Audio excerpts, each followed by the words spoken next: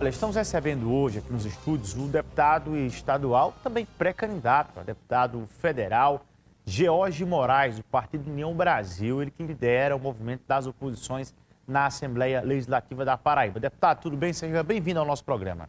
Satisfação, Bruno. Minha saudação a todos os telespectadores do Rede Verdade. É uma alegria poder retornar aqui aos estúdios.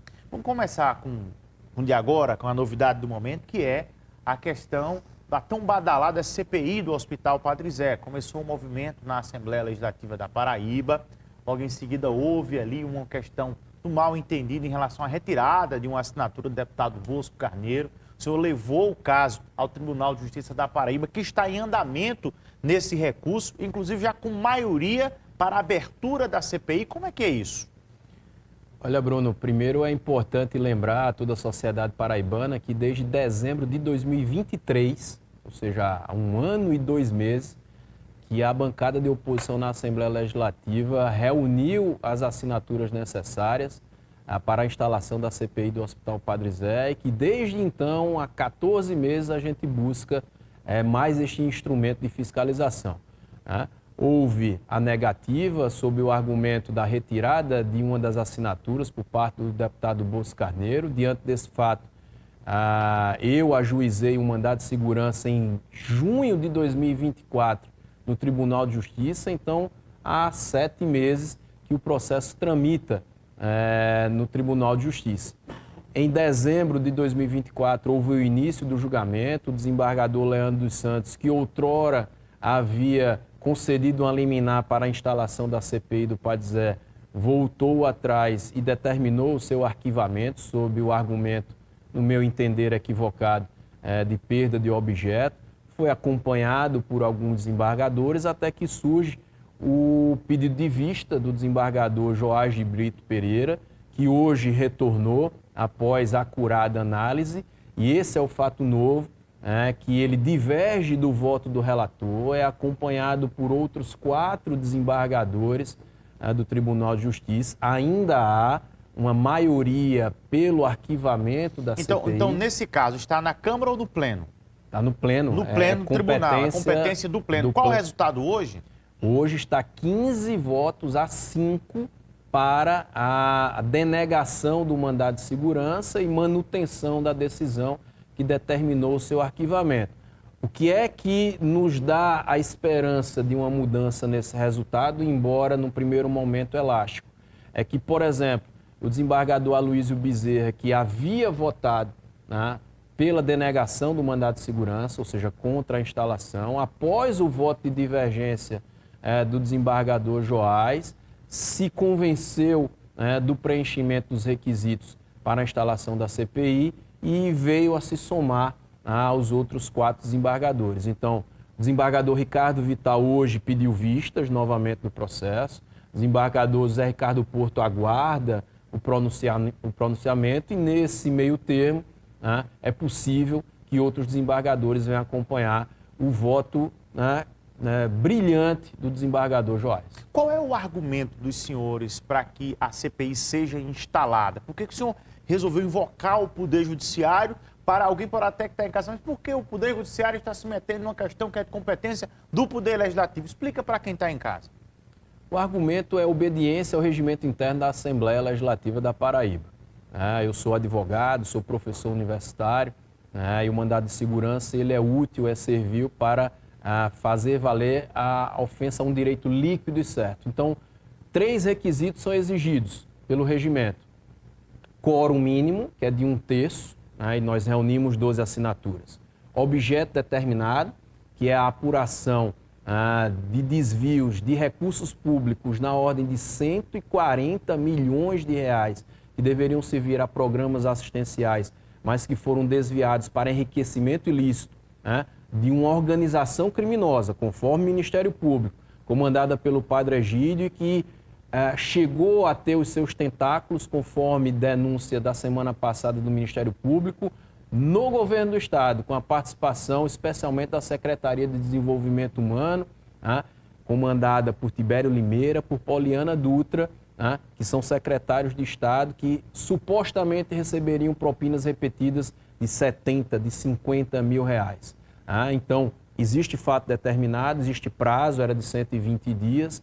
Então, se houve uma retirada a posterior, né, o regimento interno diz que não poderia haver, que o requerimento, quando a apresentação preenchia os 3 requisitos, não foi apreciado, não houve juízo de admissibilidade no prazo regimental, que eram de 5 sessões, né, que somente após que houve a retirada da assinatura. Então, direito líquido e certo. Né? A questão do Tribunal de Justiça não entra no mérito, e isso, claro, o próprio Ministério Público, a Polícia Paraibana, as gravidades, os absurdos que foram cometidos nesse desvio de 140 milhões de reais, eles, claro, não são objeto, neste momento, por parte do tribunal, mas que o regimento interno seja obedecido e que mais um mecanismo de fiscalização que a Assembleia quer ajudar, auxiliar, cooperar com o Ministério Público, com a Polícia Paraibana na descoberta da verdade, na identificação e punição dos responsáveis.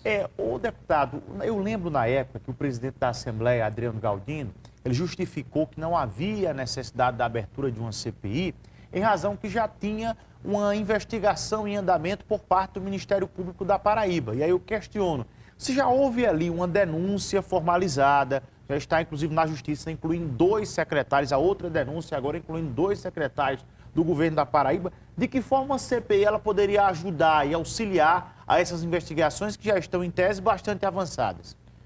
Olha, Bruno, inclusive é uma das perguntas que sempre se faz, por que se instalar a CPI agora? Primeiro, eu quero repetir, né, que o requerimento para a instalação da CPI é contemporâneo ao surgimento dos fatos. O requerimento foi apresentado em dezembro de 2023, nós estamos há 1 ano e 2 meses querendo que esse novo instrumento de fiscalização ele possa cooperar com o Ministério Público. Como nós poderemos auxiliar?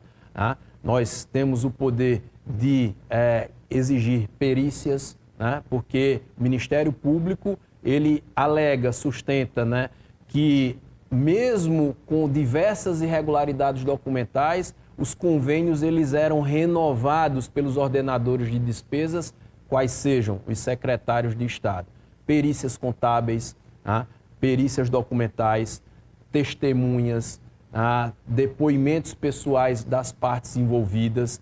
Quando você ajuiza uma petição inicial, Bruno, seja num processo civil ou numa hipótese de uma CPI, claro, você já colaciona, você já ampara, você alimenta a sua petição inicial com alguns elementos probatórios. Mas claro que depois surge a fase de instrução, onde outras provas poderão ser produzidas. É isso que nós queremos fazer. Vocês querem auxiliar na instrução? Na instrução e mais, publicizar. Porque, claro, as audiências estão acontecendo, perante a Justiça, está realizando seu trabalho. Quero louvar aqui o trabalho do Ministério Público da Paraíba, mas, claro, muitas vezes num ambiente restrito, num ambiente ali, até por limitações de espaço, que não dá para a imprensa cobrir uma determinada audiência. Lá na Assembleia vai ser diferente, Bruno, porque vão se realizar onde a sociedade paraibana poderá participar, a imprensa paraibana estará convidada para que os fatos se tornem públicos e que a verdade venha à tona, venha à superfície e todos possam formar o seu juízo de valor. Sendo bem sincero, o senhor tem sondado os demais deputados e depois aí dessa fala, desse desentendimento público do presidente da Assembleia, Adriano Galdino, que consegue ali deter o controle da maioria da Assembleia, consegue ter um controle ali para o governo. Depois do desentendimento dele com o governador João Azevedo, o senhor acha que há um clima mais favorável à abertura da Assembleia, da CPI na Assembleia? Eu estive com o deputado Valber Virgulino durante o final de semana, ele inclusive chegou a exteriorizar que diante dos fatos novos, da nova denúncia do Ministério Público, pode e existe um cenário de novo pedido de CPI, e eu conversei com ele no sentido de que nós possamos trabalhar em 2 frentes. A primeira é o acompanhamento desse mandado de segurança que foi por mim impetrado. Claro, vamos aguardar o desfecho, o pronunciamento do Poder Judiciário paraibano, e numa segunda frente, quem sabe a gente buscar com os fatos novos determinados que surgiram, né, um novo pedido de CPI. Eu, sinceramente, espero que, independentemente dessa celeuma criada entre o presidente da Assembleia e o governador João Azevedo, diante de fraturas que existem na base de situação, diante de claras e notórias insatisfações de alguns deputados da base governista em razão dos posicionamentos nas eleições municipais, eu acredito que hoje nós temos mais condições de reunir 12 ou mais assinaturas do que nós tínhamos no passado. Agradecer aqui hoje a presença do deputado estadual, líder da oposição na Assembleia Legislativa, o deputado George Moraes. Finalizando com a última pergunta ao senhor, em relação a qual é o calendário, o senhor como líder da oposição, que está sendo programado para este ano de 2025, agora já com o retorno dos trabalhos da Assembleia Legislativa da Paraíba? Qual é a principal pauta da oposição para esse retorno do ano deste ano, que está começando agora a legislatura em fevereiro? A primeira sessão será no dia 4 e 5 de fevereiro. Uma das principais pautas acabou de ser mostrada aí pelo Rede Verdade, é a segurança pública. As polícias paraibanas, civil, penal, militar, recebem os piores salários do nosso estado. Inclusive, tiveram que procurar hoje, se direcionaram ao gabinete do vice-governador. Talvez já seja um prenúncio do que o presidente Adriano Galdino falou na semana passada, que é o começo do fim do governo João Azevedo. Então, a segurança pública será uma das principais pautas, inclusive porque o governo que teve o orçamento aprovado arrecadará mais de R$1 bilhão a mais de impostos do que em 2024, fruto, inclusive, de outra pauta que a oposição defende, que é contra o aumento de impostos. O governo aumentou o ICMS de 18% para 20% no nosso estado, e essa arrecadação de R$1 bi a mais mostra o quão equivocada foi essa decisão. Além de mobilidade, infraestrutura nas rodovias estaduais, educação, que teve mais de 2.000 professores, Bruno, em janeiro tiveram uma gratificação de R$300 retirada dos seus contra-cheques. Então, nessa linha é que nós trabalharemos com responsabilidade e com fiscalização. Deputado, obrigado, um grande abraço e boa sorte na sua caminhada, tá bem? Um forte abraço a todos do Rede Verdade. Marília, como é que você está? Tudo bem? Boa tarde, querida. Olá, Bruno, boa tarde. Tudo bem com você?